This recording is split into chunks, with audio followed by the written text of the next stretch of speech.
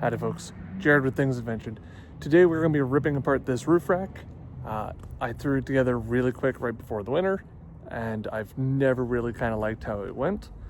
So what we're doing is we are going to rip it apart, and we're going to be using some new material. And my inspiration for the new one is a Prinsu rack or Sherpa rack.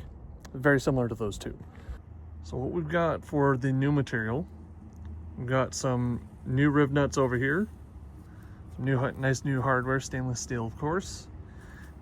1/4 inch plate aluminum for the side and 3/16 for the brackets. And we've also got some 1 inch extruded aluminum, way longer than I need, so I'll have to cut that down. And we are going with the cardboard CAD method to follow the roof line and get that shape that we want.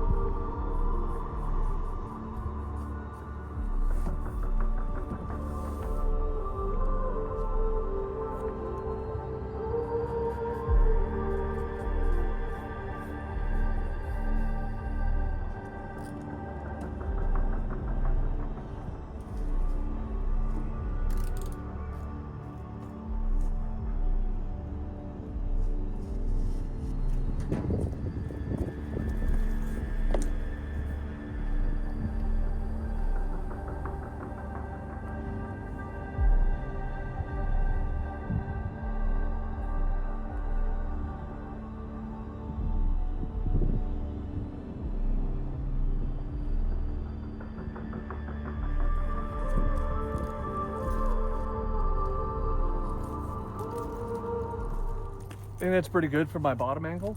Now I'm going to figure out my my leading edge and what eventually the height will be.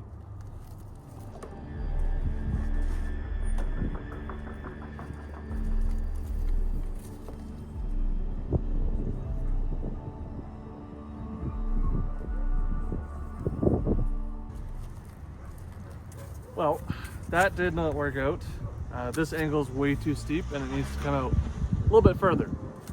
So we might have to make this whole thing shorter.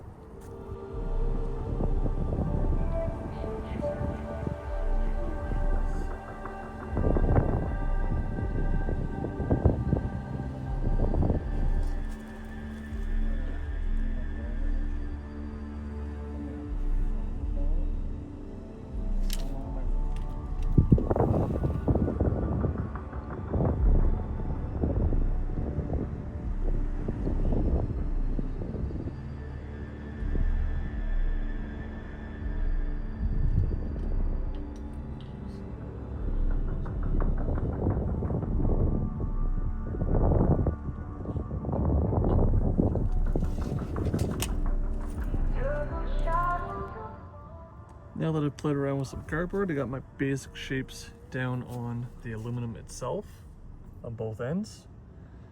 It's going to work out that I have just enough room for both sides. So the back of the roof rack here and the front of this one, and vice versa on the other side. Howdy folks, welcome back. Sorry for the time jump. We had to get a few things for the roof rack, and well, now we can continue.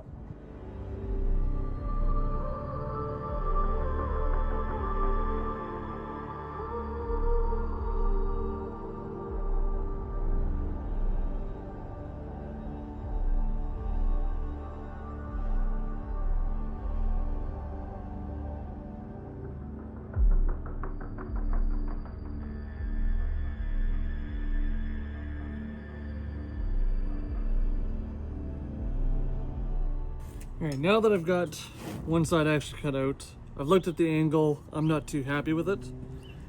It's relatively a 45 right now. So I'm thinking I'm gonna bring that back another inch or so. And that might put it where I want it to be. I'm fairly happy with how this front portion turned out with the body lines. So now we just need to round off the front here and of course get this angle. Then we can see how she's actually gonna turn out. So that's about an inch right there.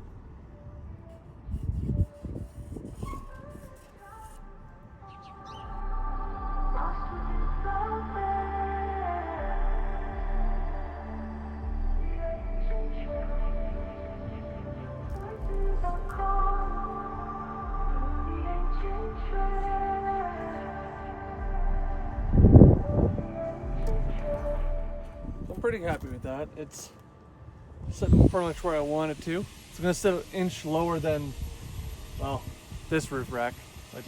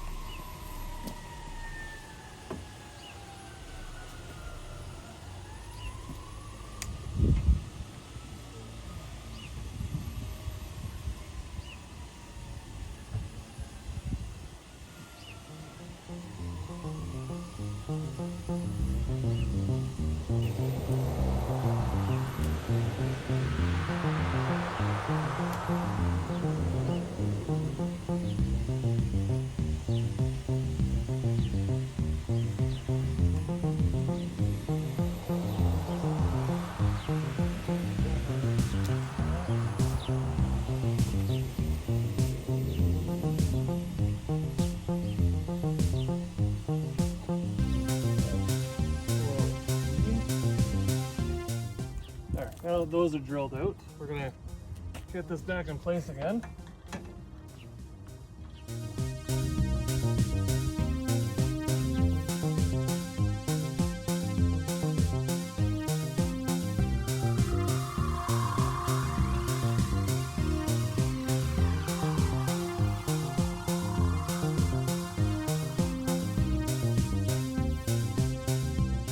There, I think that's looking pretty good. So what I do is always make my holes a little bit bigger when it's a bolt passing through, so I have a little bit of room for adjustment, you know, forward, back, up, down, just to make sure that if I was off when putting it on center, then we can get it to exactly where we want it. It seems to be sitting where I want it, so I'm gonna take it off now and we're gonna get that other side cut out. Well, I've got my two side portions done. Now I'm gonna cut all my cross members. Get those all ready to go. And then I am going to be using, I picked up these guys. These are for extruded aluminum. So they already have some hardware and some Allen key bolts, which are nice. One side of them, I'm gonna hog out that hole, or one of the holes at least, and put an M8 lock washer in there, or riv nut that is.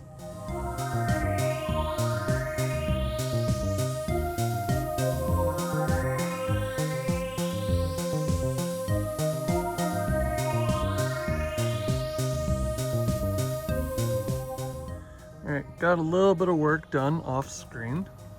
So after I finished cutting these guys, I installed these brackets and trimmed off the tabs that were on the other side, just to keep these guys nice and flat for when they mount up to the actual side portions. Now I'm going to drill them out and use some riv nuts. You know, sometimes you try stuff, you think it's going to work, it doesn't work. So I put the first riv nut in, and if it'll let me show it, come on, show it. Well, these brackets are very brittle aluminum, and I cracked it in 3 places. I broke another bracket. Yep.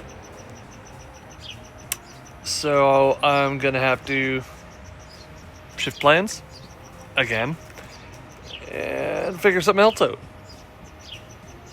We'll see what I come up with. Welcome back from another time jump. So, figured out my solution. I used aluminum angle iron, drilled holes, rivnuts, using some M5 Allen key bolts, and I'll show you what I came up with. So we've got the back bar on finally. So it's just one angle iron and one angle iron, just for the back one. All the others are going to be left and right angle irons. That is more or less what it'll be. We're gonna have 5 bars going across.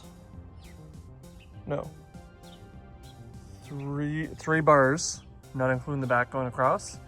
1 across the front, and that will hold the front wind fairing.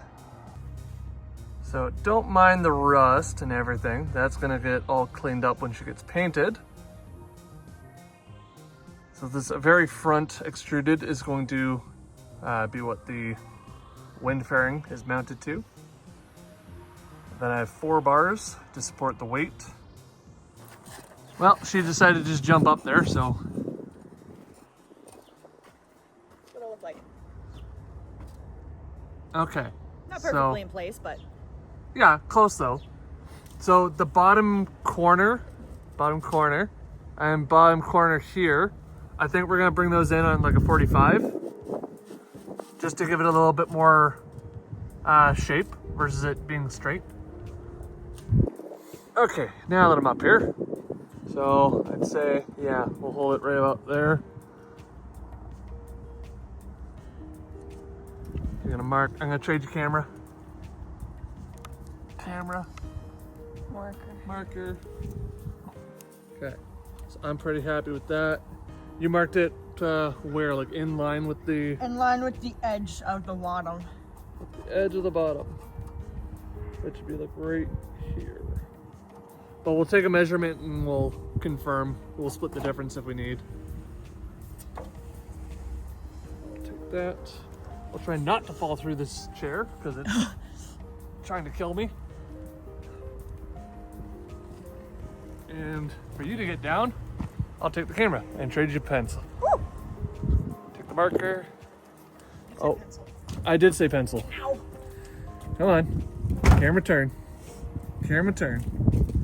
There we go. And it's a dancing alley.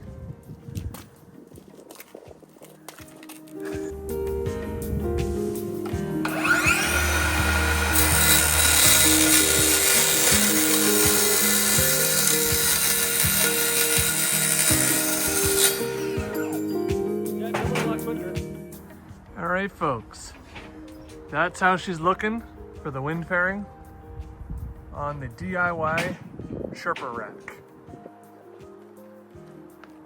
And just for a little bit of black paint, and she's all done. Maybe a little bit of a decal for the channel. For those of you who watched, a little bit of a sneak peek for the next few episodes, series, whatever we want to call it. Working on the flatbed as well.